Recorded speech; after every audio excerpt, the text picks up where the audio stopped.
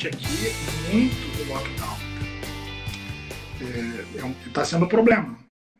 Onde eu estou hoje eu estou implementando, a gente está abrindo, vai inaugurar um hospital de 140 leitos na beira de uma rodovia estadual aqui, né? E é um município muito rico, né? Que é Maricá, por causa das royalties de petróleo. Maricá e Niterói, para vocês terem isso na TV, né? Eles estão ajudando o São Gonçalo, que é o maior município da região metropolitana 2. Nós estamos num país de muito contraste, né? A gente aqui ainda tem a capacidade de, ou tem alguma reserva, consegue ficar em casa, e tem pessoas que precisam sobreviver, estão correndo atrás, e outros não respeitam. Então, assim, o que diminuiu muito no primeiro momento, já tem com uma curva, uma tendência de elevação de novo de traumatismos com motocicleta, né? Veículos de duas rodas. Mas é um problema, porque as pessoas não estão aderindo tanto, sabe? Às vezes eu fico assustado quando eu estou indo para o município, eu vejo, quando eu chego lá, muita gente na rua. Na Semana Santa, então, foi uma loucura. Foi uma loucura. Marcelo, deixa eu te perguntar uma coisa. Nessa experiência ainda agora, pegando a parte não só da experiência que tu tem de como tu está trabalhando direcionado à questão das emergências, né? E a organização que tem que ter em relação à doença, à Covid. Mas uma coisa que me traz curiosidade, né, em centros como de vocês aí, né, no Sudeste, como é que tem funcionado assim a recepção, né, a organização para pacientes que necessitam de cirurgias de urgência, né? Por exemplo, né, vamos pegar para quem não está acostumado com a tecnologia médica, né, que está nos assistindo aí junto, mas paciente com apendicite, que tem que fazer uma apendicectomia, colicistite, colicistectomia, que é tirar a vesícula, né? O que a gente chama de abdômen agudo. Ou traumatismos, né? Nós temos uma situação agora que está muito clara, que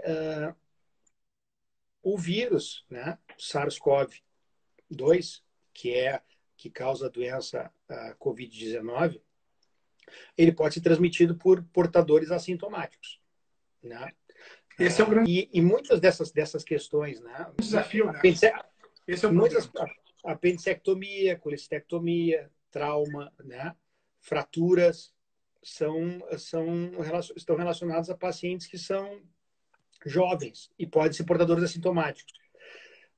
Todos esses pacientes são tratados e protegidos como se fosse como se fossem potenciais transmissores. A questão é a seguinte: os casos de urgência, eles continuam chegando. O que se aumentou, o que se modificou é de como se lida com os pacientes que chegam na urgência. Então, as barreiras e as precauções a gente leva em consideração literalmente, né? O cirurgião normalmente já tem um cuidado maior, né, com as questões de contaminação.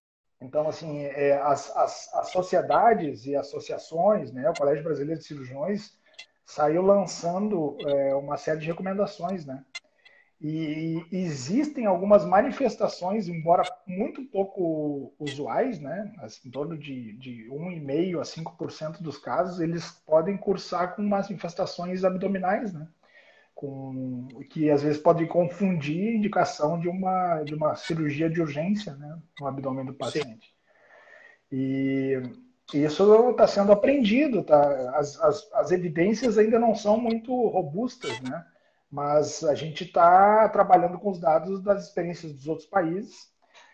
Tem grupos on-time, todo mundo trocando experiência. A gente tem um representante da SBITE lá, é um brasileiro que chefia a parte de educação médica continuada e telemedicina, o Antônio Martos, lá no Heider Trauma Center.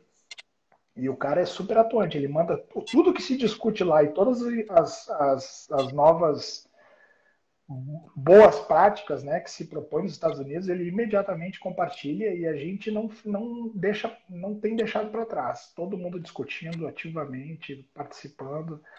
Isso para a gente não é não muda a nossa enfrentamento a essas patologias das quais tu acabaste de dizer, né? Mas as manifestações abdominais elas são pouco prevalentes, né? A incidência também é muito pequena. Mas a princípio, então, esses pacientes são recebidos normalmente, se não tiver nenhum tipo de Não, sintomas, com a mesma sugestivo da COVID. o positivo é tratado como positivo e o negativo ou suspeito é tratado como positivo. A barreira, né? Tá todo mundo trabalhando com método assim, ó. Exatamente. A cultura de proteção individual, né, se modificou. Nós estamos melhor, nós avançamos, né? Nós estamos melhor com o paciente, nós estamos melhor para a gente.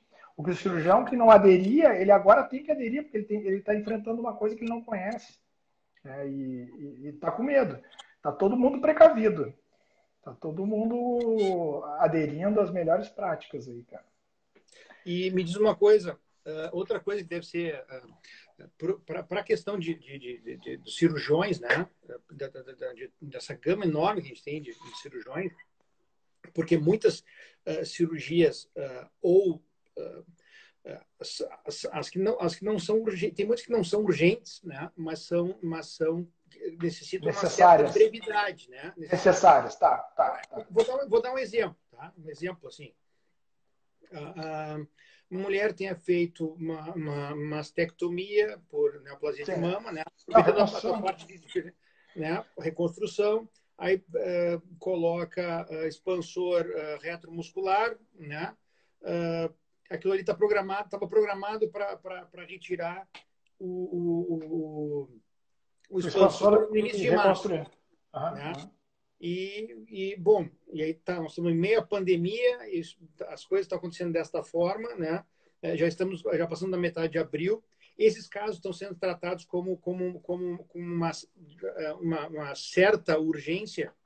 Vamos lá, vamos dividir os casos, né? As cirurgias meramente eletivas, cirurgias estéticas absolutamente todas canceladas, tá? O mercado de cirurgia plástica hoje no Brasil assumiu a liderança no mundo do número absoluto de cirurgias, tá? Nós temos um número absurdo de cirurgias esse ano, do ano passado, 2019, para esse ano a gente suplantou o número absoluto de cirurgias, que era o maior mercado era o americano, tá? Cirurgia estética, então, todo mundo aderiu, ninguém está operando.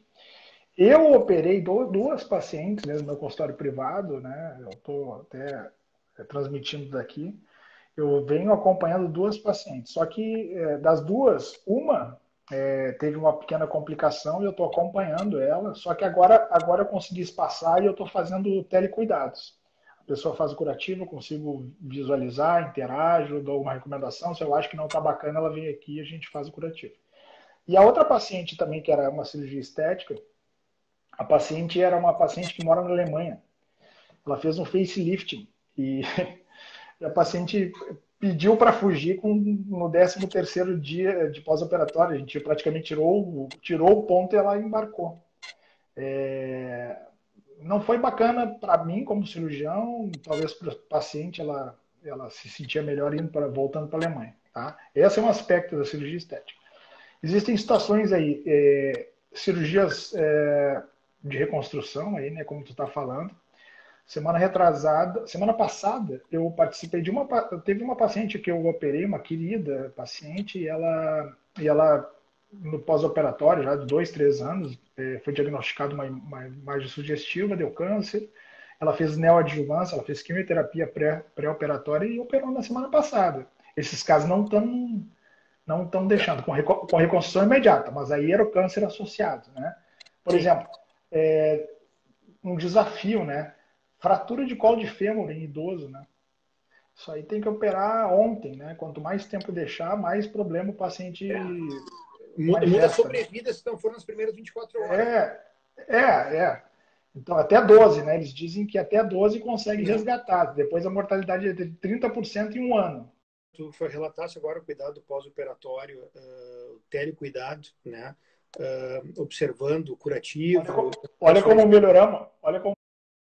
tem duas circunstâncias aqui importantes para a gente pontuar. Não é que os cirurgiões agora estão habilitados a, vamos dizer assim, nessa circunstância a gente não sabe quanto tempo isso vai durar, né? Mas é uma ferramenta, né? Ela não substitui o contato médico. Tu mesmo começou dizendo, né? Nas tuas De lives é forma o alguma. seguinte. De Então, forma alguma. sim, mas é que algumas Mas pessoas. tu tens uma opção. Só que o que acontece? Se a gente leva isso num campo de discussão um pouco qualificada, a gente começa a dizer, não, vai substituir a presença do médico. Eu aprendi a operar paciente abdômen agudo na urgência praticamente sem exame complementar na época. Não tinha essa quantidade de exame que a gente tinha, era mãozinha na barriga.